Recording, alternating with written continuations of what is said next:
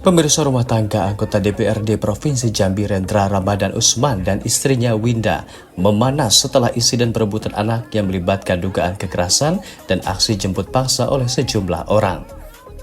Peristiwa yang terjadi di kediaman orang tua Winda di Perubahan Auduri, Tlanepora, Kota Jambi pada Kamis pekan lalu kini menjadi perhatian publik. Konflik ini berujung pada saling lapor ke Polda Jambi jika Rendra melaporkan Winda dan keluarganya atas dugaan pengeroyokan. Sementara Winda balik melaporkan Rendra atas tindakan kekerasan dalam rumah tangga, perampasan kebebasan anak, dan penganiayaan. Keduanya juga sama-sama melampirkan bukti video amatir, sejumlah foto dan hasil visum kepada pihak kepolisian. Saat dikonfirmasi pada Rabu siang, kedua belah pihak mengaku menjadi korban atas insiden tersebut. Mereka sama-sama menunjukkan sejumlah luka memar akibat insiden yang terjadi. Namun, dari kedua belah pihak, Rendra paling banyak mengalami luka memar akibat cakaran, gigitan, pitingan, dan cengkraman. Ia mengalami luka pada bagian leher, lengan tangan, punggung, dan kaki. Bahkan kaos yang dikenakan Rendra saat kejadian menjadi robek. Sementara Winda mengalami luka pada bagian lengan tangan. Dalam keterangannya kepada puluhan jurnalis dan pengelola media sosial, Rendra mengungkapkan kejadian yang dialaminya dan membantah melakukan penyerangan dan perampasan anak. Rendra mengakui pada hari kejadian, Kamis 9 Januari 2025, dia datang ke rumah mertuanya untuk bertemu anaknya karena sudah 2 bulan mereka tidak bertemu. Sejak beberapa bulan terakhir, ia dan istrinya memang sudah tidak tinggal serumah dan saat ini dalam proses perceraian.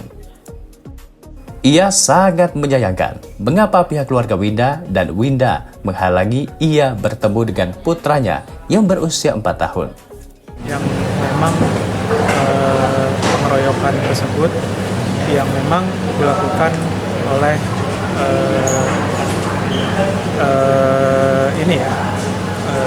keluarga maupun keluarga sekitar. Dan saya sampai detik ini juga masih mengalami trauma.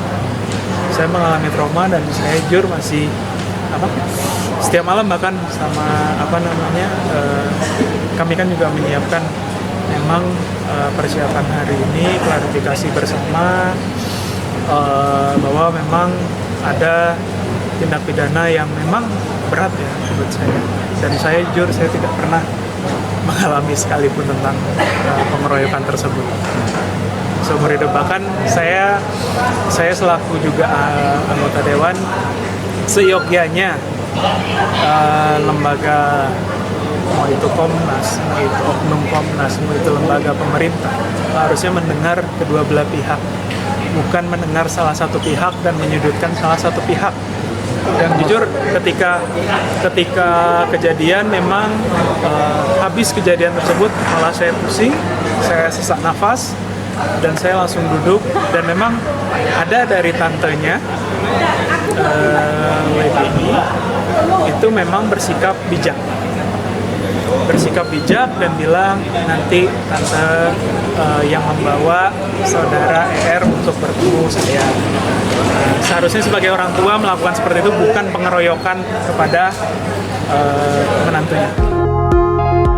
Sementara itu, Winda yang didampingi kuasa hukumnya membantah laporan polisi yang menyebutkan Winda dan orang tuanya melakukan penganiayaan terhadap Rendra.